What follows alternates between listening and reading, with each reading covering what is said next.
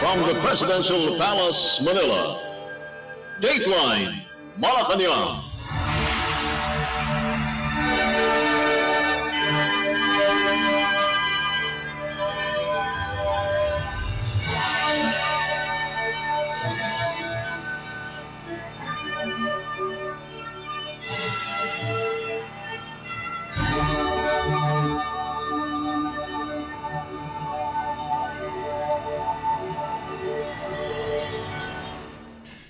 Good day. This is Dateline Malacañang. Philippine President Ferdinand R. Marcos Jr. on Monday led the distribution of assistance to farmers, fisherfolk, and families affected by severe tropical storm Christine at the Talisay Municipal Hall in Talisay, Batangas Province.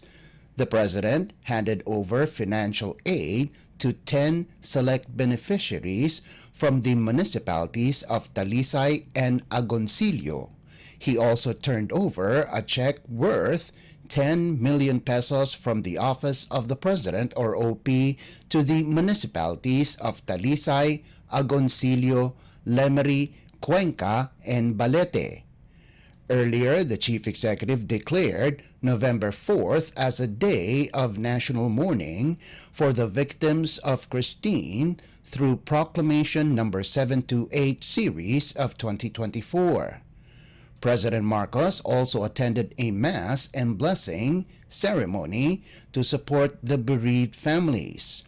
Furthermore, President Marcos Jr. witnessed the turnover of 159 housing kits valued at 6 million pesos from the Metrobank Foundation donated through the Department of Human Settlements and Urban Development or DHSUD.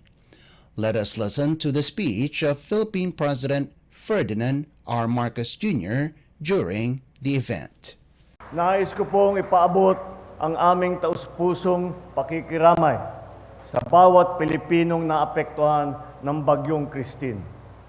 Itinalaga natin ang araw na ito bilang National Day of Mourning sa ilalim ng Proclamation No. 728. Batid namin na hindi madaling maibsan ang sakit na inyong pinagdadaanan.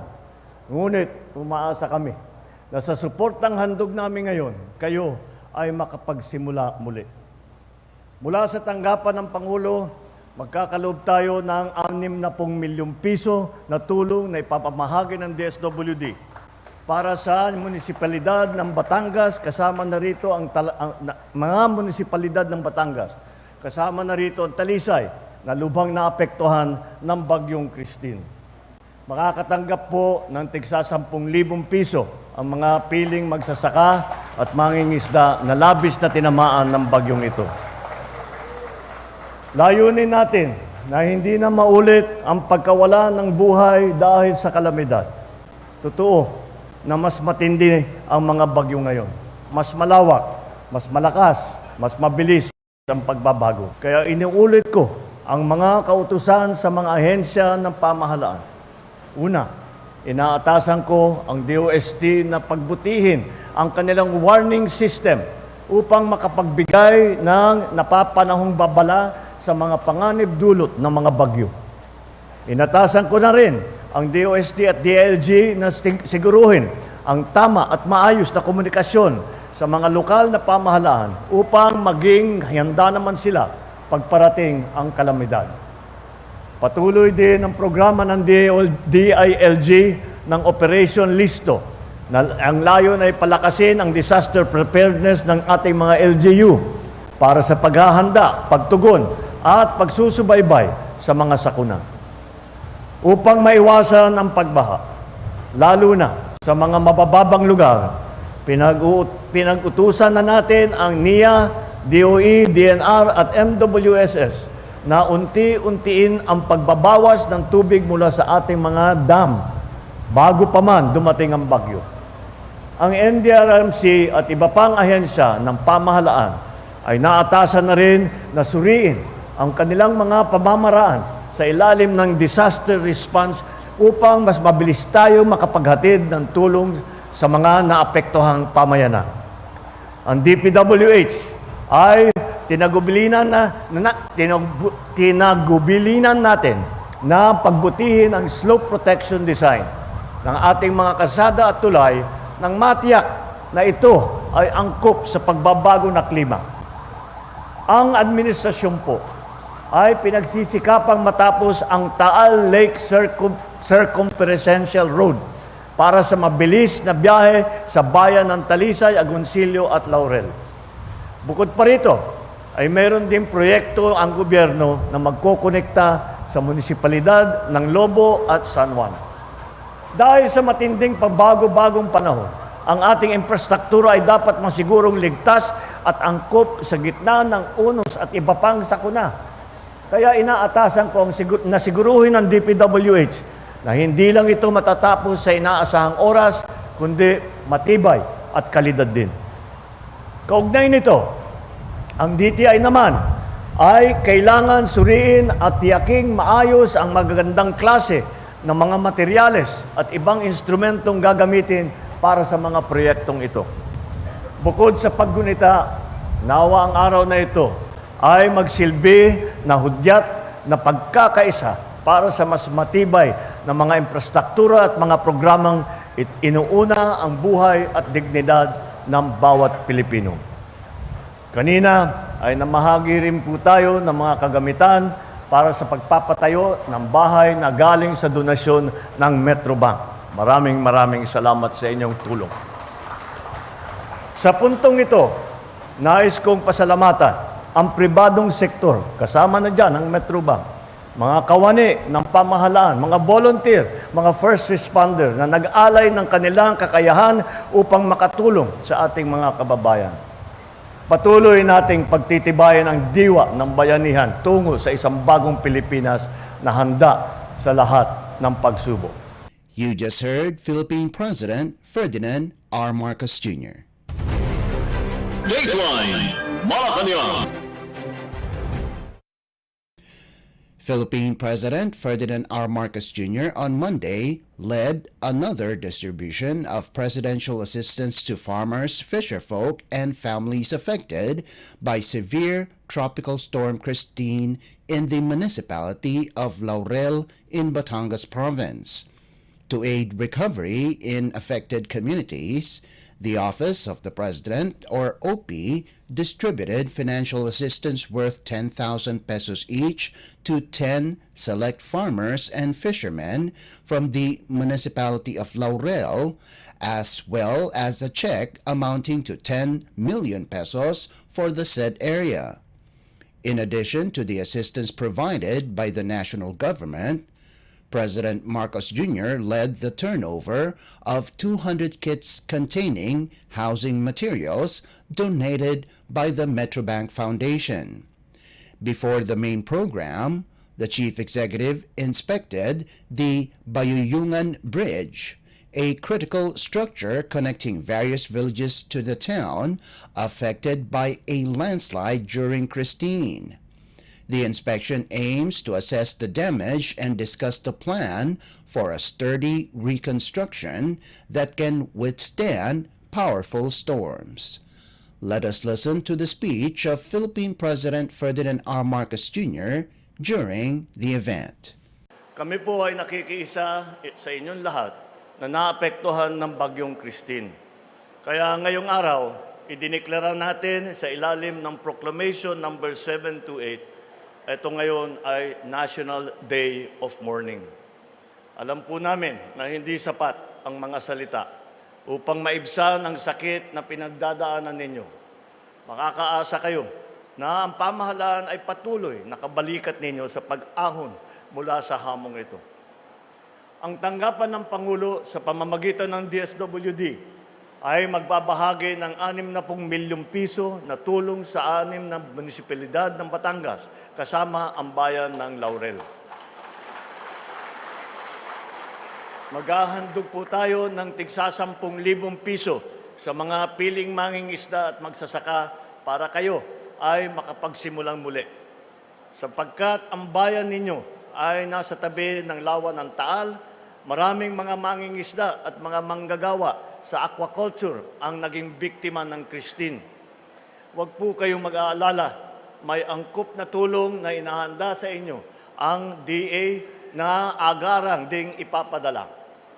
Namahagi rin tayo ng mga materyales para sa pagpatayo ng bahay mula sa donasyon ng Metrobank. Maraming salamat sa Metrobank sa kanilang tulong na ibinigay. Higit pa rito, ating pinagbubuti ang paghahanda sa mga kalamidad. Muli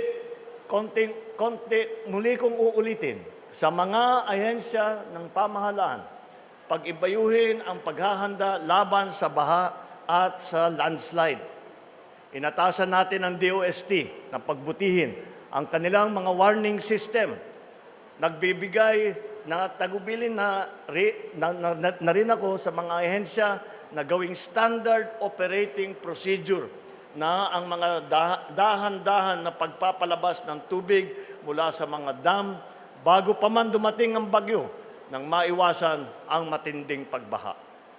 Nagbigay direktiba na rin tayo sa DPWH, DNR at iba pang mga ahensya na rebisahin ang mga flood control master plan.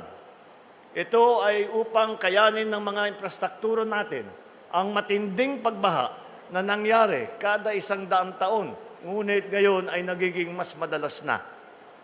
Isinusulong din natin ang mga makabagong disenyo para sa proteksyon ng mga kalsada at tulay at tinitiyak na ang mga ito ay maging matibay at angkop sa ating klima.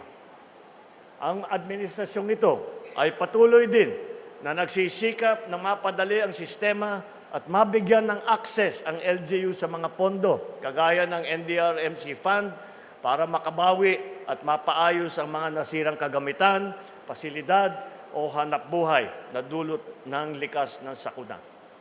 Ukol naman sa tulay ng Bayuyungan at daan sa Agoncillo na nasira sa Bagyong Christine, ang DPWH ay tinitignan na ang mga ito. Inaatasan ko rin sila na gawing prioridad ang pagpapagawa ng mga infrastrukturang ito laban sa lalong madaling panahon.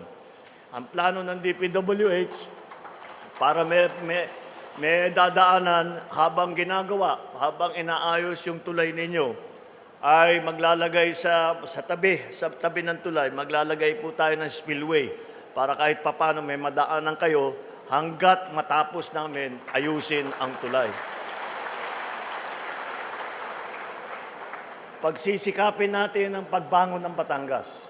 Ating titiyakin na tatapusin natin ang mga proyektong infrastruktura sa lalawigan katulad ng Taal Lake Circumferential Road na magkokonekta sa bayan ng Laurel, Talisay at Agoncillo, pati na sa Lobo, Malabrigo, San Juan, Laia Road Project. Hindi lang sapat na ang mga proyektong infrastruktura ay matapos ng DPWH sa inaasahang oras. Kailangan din na ang mga materyales at ang mga pagkakagawa ng mga proyektong ito ay tiyak na dekalidad, ligtas at makakatagal sa pagbabagong panahon. Kaugnay nito, inaatasan ko rin ang DTI na pagtutuunan ng pansin ang mga materyales at instrumentong gagamitin sa pagpapatayo ng mga ito. Ang ginagawa po natin sa Batangas, gagawin po natin sa lahat ng mga lugar na niragasa ng Christine at ng Leon. Kung gaano kalawak ang pinsala ng mga bagyo, ganun din ang ating magiging pagresponde. Kung gaano sila kalakas, ganun din ang pagsusumikap nating ibangon ang mga bayang nasa lanta. Bagamat matagal nang umarangkada at patuloy ang daloy ng mga tulong sa mga probinsyang tinamaan, pupuntahan ko pa rin sila upang personal na pangasiwaan ang paghatid paghatid nito at pag-iinspeksyon ng mga gawain na may kinalaman sa rehabilitasyon. Pagdating sa kalamidad, hindi po ako makukontento sa mga ulat na pinapadala sa akin. Ang gusto ko lagi ay personal na matunghayan kung totoo nga na umuusad ang mga pagbangon sa mga nasalantang lugar. Sa pambansa at lokal na pamahalaan, sa lahat ng bumubuo sa pamayanan at sa bawat mamamayang Pilipino. ipagpatuloy natin ang pagkakaisa para masiguro ang kaligtasan ng lahat ng ating mga kababayan. Nagpapasalamat ako sa lahat na tumutulong at nagpakita ng kanilang kakayanan para sa kapakanan ng ating kapwa. Salamat ulit sa Metrobank at iba pang pribadong sektor na nagbigay ng mga donasyon at patuloy na tumutulong sa lahat ng mga naapektuhan ng bagyo. Sama-sama po tayong magtanim ng pag-asa at magtulungan para sa mas ligtas, handa at progresibong bagong Pilipinas. You just heard Philippine President Ferdinand R. Marcos Jr. Dateline Malacañang. Philippine President Ferdinand R. Marcos Jr. over the weekend vowed to further improve disaster risk reduction or DRR efforts at the local and national levels after the country reeled from massive flooding caused by the recent spate of typhoons. In a vlog, the president noted that millions of Filipinos have been affected while billions worth of damage were incurred by the infrastructure and agriculture sectors due to the recent onslaught of typhoons, which he said have been exacerbated by climate change. Severe tropical storm Christine caused massive flooding in the Bicol region and led to the suspension of classes and government work in Luzon. Just last week, Typhoon Leon, a super typhoon at one point, battered northern Luzon, especially Batanes province. Noting the Philippines' vulnerability to disasters and climate change, President Marcos emphasized the need to improve the planning of infrastructure projects as well as the DRR efforts of the government to mitigate the impact on the communities. The chief executive likewise assured the public that the government remains ready to render the necessary assistance to help those affected by the recent typhoons. Let us listen to the vlog of Philippine President Ferdinand R. Marcos Jr. Magandang araw sa ating lahat at sana ay nasa mabuti kayong kalagayan. Matinding pagsubok ang sinasapit ng marami sa ating mga kababayan dahil sa nagdadaang bagyo. Kaya't ngayong undas, bukod sa ating mga yumaong mahal sa buhay, ay isama na rin natin ang ating panalangin para sa mga biktima at nasalanta ng sakunang ito.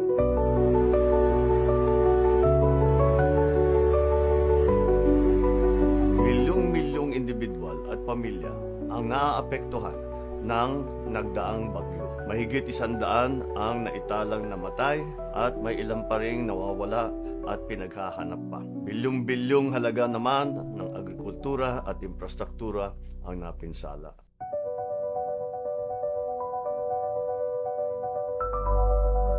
Dalawang linggo na ang lumipas nang ginanap dito sa ating bansa ang Asia-Pacific Ministerial Conference on Disaster Risk Reduction. Isang nagpapanahong pagtitipon para pag-usapan at solusyonan ang mga ganitong uri ng sakuna na nararanasan hindi lamang dito sa Pilipinas kundi ng buong mundo. Dahil nga ang panahon ay nagbabago na, ang tag-init ay sobrang init, ang tag-ulan, grabe naman ang ulan.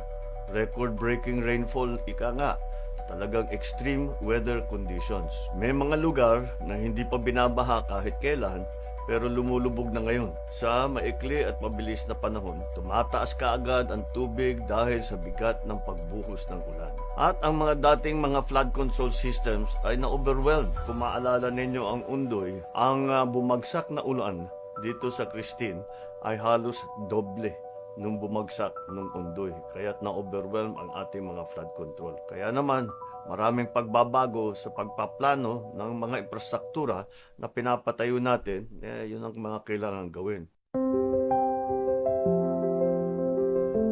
Ang mabilis na pagresponde sa mga nasalanta ay mananatiling prioridad natin. Kasama ang DSWD, DND, DPWH, DILG at iba pang mga ahensya ng pamahalaan. Maaasahan ninyong pagtitibayin pa ang ating national at local disaster risk reduction at response. Bahagi na talaga ito ng pamumuhay natin. Itinuturing na high risk ang ating bansa sa epekto ng climate change. Kaya kailangan natin maging magaling sa larangan na ito. Disaster risk reduction, both the public at saka private sector, para naman mabawasan ang mga napapahamak sa mga ganitong uri na sakuna.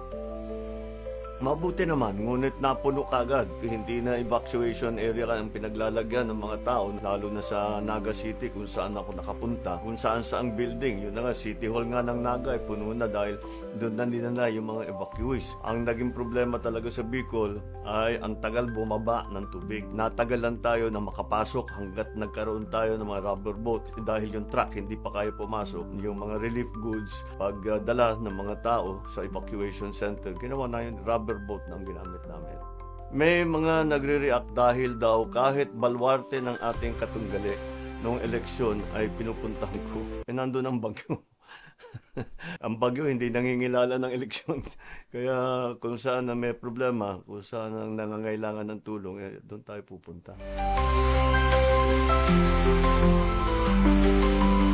Mga kababayan, hindi tayo titigil hanggat hindi pa nakakabangon ng lahat. Walang pagod ang ating mga ahensya. Naririnig namin ang inyong saklolo at ginagawa namin ang lahat upang mailagay kayo sa mas mabuting kalagayan. Sa isang bagong Pilipinas, lalo pa natin pagbubutihin ang ating pagtugon sa hamon ng climate change. Upang una, mabawasan ang namatay sa bawat sakuna. Pangalawa, upang mabawasan ang bilang ng mga tao at pamilyang naaapektuhan. At pangatlo, upang maprotektahan ang mga maliliit na komunidad at ang mga kabuhayan nila dito. Sa isang bagong Pilipinas, bawat buhay ay mahalaga.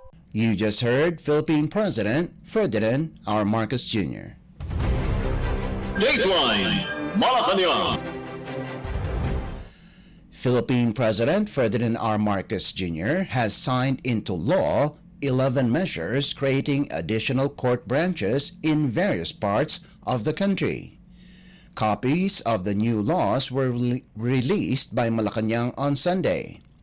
Republic Act, or RA 12044, provides for the establishment of 12 additional regional trial court, or RTC, branches in the 4th Judicial Region to be located in Los Baños and Cabuyao in Laguna Province. The same law provides for the creation of a Municipal Trial Court, or MTC, also in Cabuyao. RA 12045 will create 2 additional RTC branches and 2 MTC branches in the 9th Judicial Region to be stationed in Pagadian City, Zamboanga del Sur Province. The President likewise signed RA 12046, which will create 10 additional RTC branches and 8 MTC branches in the 4th Judicial Region to be stationed in Antipolo City, Rizal Province. RA 12047 will establish 2 additional RTC branches in the 11th Judicial Region in Samal City and Panabo City in Davao del Norte Province. Also signed were RA 12048, which seeks to create 4 trial court branches and 4 MTC branches in the 8th Judicial Region to be located in Ormoc City, Leyte Province. RA 12049 for 2 RTC branches in the 12th Judicial Region to be based in Tubod, Lanao del Norte Province. RA 12050 for an additional MTC branch in the 10th Judicial Region in Malaybalay City, Bukidnon Province, and RA 12051 for 2 MTC branches in the 6th Judicial Region in Bacolod City, Negros Occidental Province. RA 12052 provides for the establishment of 3 new trial court branches and 2 Metropolitan Trial Court branches in the National Capital Region, or NCR, to be stationed in Navotas City. RA 12053 for 3 MTC branches in the 1st Judicial Region to be stationed in San Carlos City, Pangasinan Province, and RA 1204 12054 for 2 additional RTC branches in the 10th Judicial Region to be based in Guingmoog City, Misamis Oriental Province.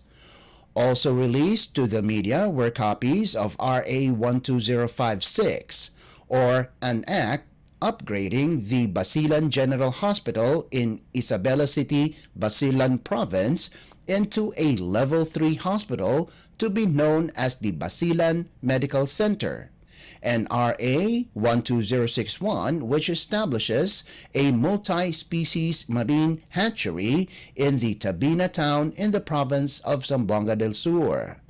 A Level 3 hospital must have, among others, teaching and training functions, intensive care unit, dialysis clinic, and physical rehabilitation unit. Dateline Malacañang. In other news, the Philippine Atmospheric, Geophysical, and Astronomical Services Administration, or PAGASA, on Monday said the country's 13th tropical cyclone entered the Philippine Area of Responsibility, or PAR, and was locally given the name of Marce. No tropical cyclone wind signal, or TCWS, is hoisted on any part of the country, but the hoisting of TCWS number 1 over portions of Cagayan on Tuesday is possible. Pagasa said Marce's forecast track is highly uncertain.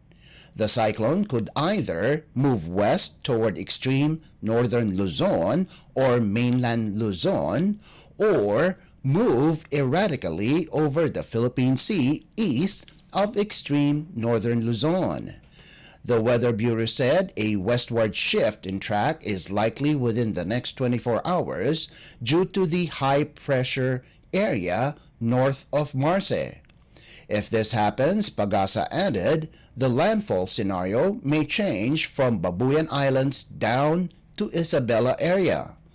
The cyclone is expected to intensify and could reach the typhoon category on Wednesday. Earlier, the National Disaster Risk Reduction and Management Council, or NDRRMC, convened to ensure local and regional preparedness and response operations are in place for the potential effects of Marce.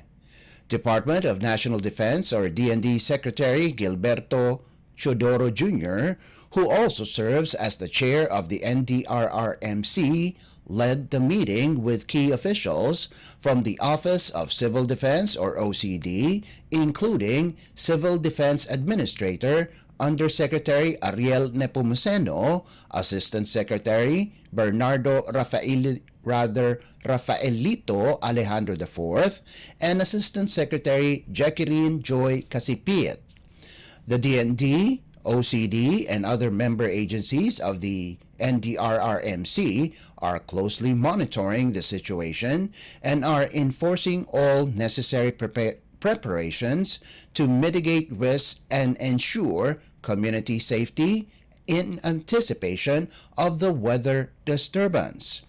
Parts of Luzon, especially Batangas Province and the Bicol region, are still reeling from the effects of severe tropical storm Christine. Super Typhoon Leon then drenched northern Luzon, particularly Batanes Province, mid-last week. Batanes was also battered by Super Typhoon Julian on the first week of October. Dateline Malacañang. Philippine President Ferdinand R. Marcos Jr. has issued proclamations declaring local holidays for the month of November and December.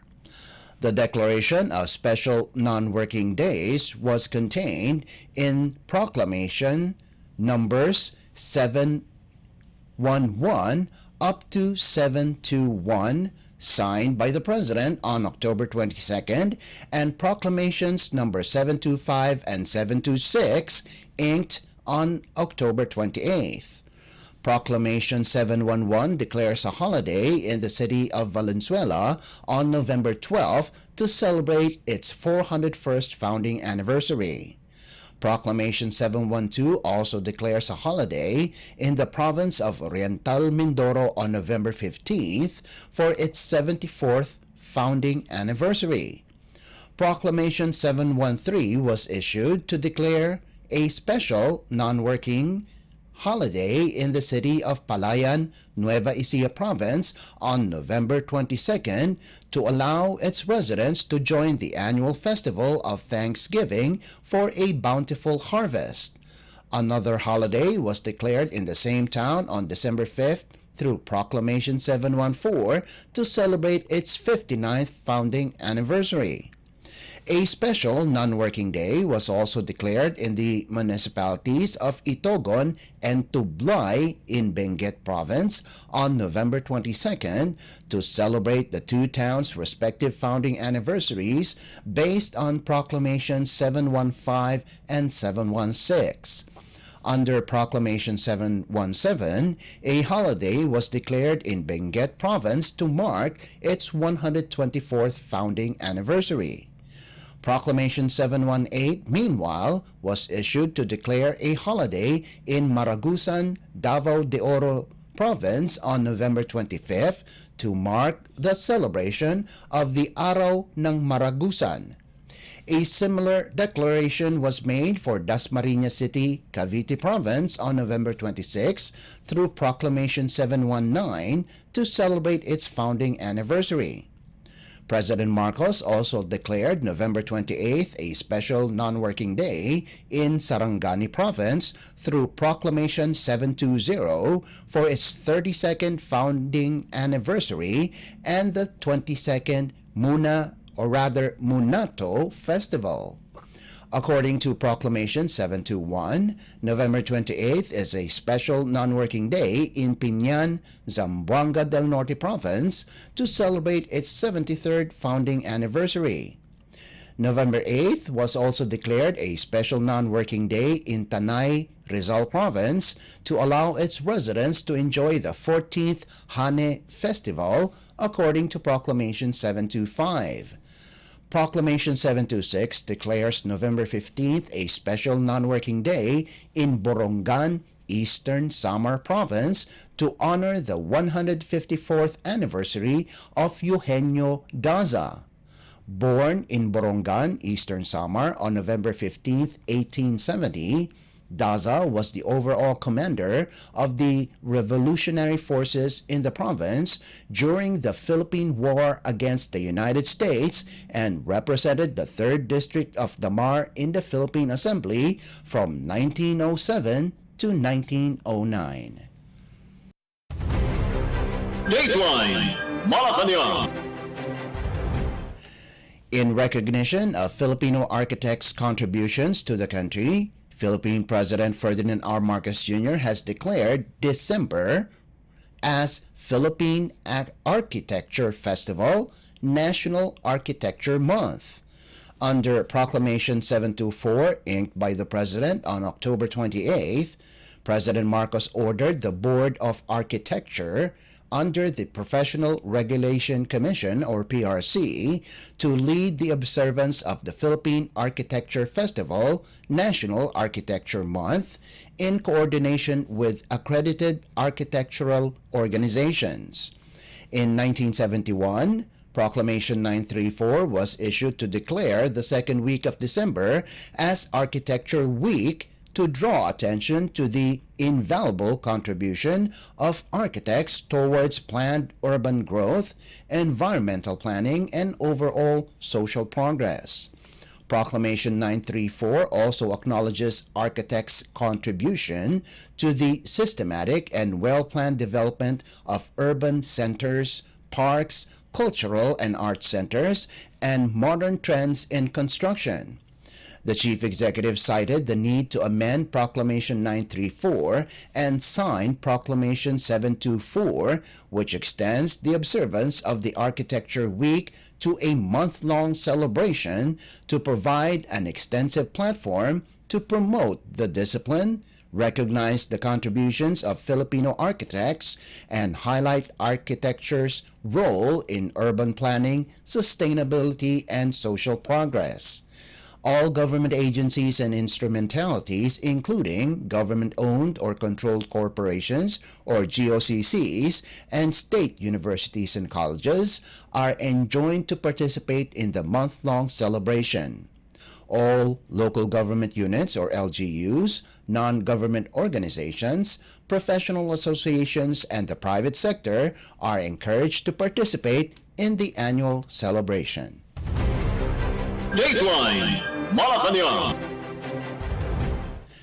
And finally, the measure that plans to establish permanent and storm-resilient evacuation centers in the Philippines, or the Ligtas Pinoy Centers Act, is close to becoming a law. According to House Speaker Martin Romualdez, House Bill No. 7354 and Senate Bill 2451 is in the process of enrollment and may already be sent to the office of the President for President Ferdinand R. Marcos Jr.'s signature. Romualdez underscored that the building of said facilities has been given more urgency after severe tropical storm Christine battered the country. The House Speaker said the Ligtas Pinoy Centers Act represents the lawmakers' commitment to safeguarding every Filipino in times of crisis, ensuring that each city and municipality will have a secure, fully equipped center to shelter and support evacuees. Once the measure becomes a law, evacuation centers built will be able to withstand winds of up to 300 kilometers per hour and magnitude 8 earthquakes.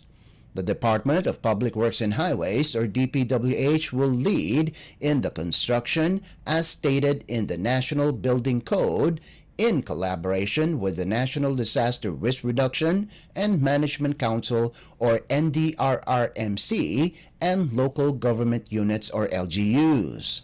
Priority will be given to high-risk and disaster-prone areas. Each facility will have a sleeping area, healthcare stations, shower and toilet facilities, space for women and children, and persons with disabilities, or PWD, accessible. There will also be a sanitation facility, food preparation area, emergency power, and place for livestock or pets. The House leader emphasized that these evacuation centers is not just a structure, but a testament to the government's promise of no Filipino will be left unprotected. Dateline Malacañang.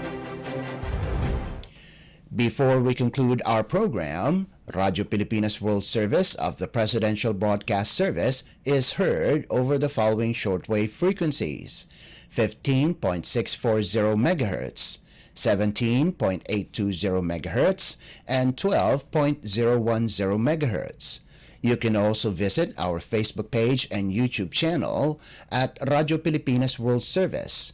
You will be able to hear and view our Filipino and English programs, including news updates here in the Philippines. Kindly subscribe, like, and share our posts as well. And that concludes this edition of Dateline Malacañang. For Radyo Pilipinas World Service, this is Leo Magpayo. Good day and stay safe. From the Presidential Palace, Manila, Dateline Malacañang.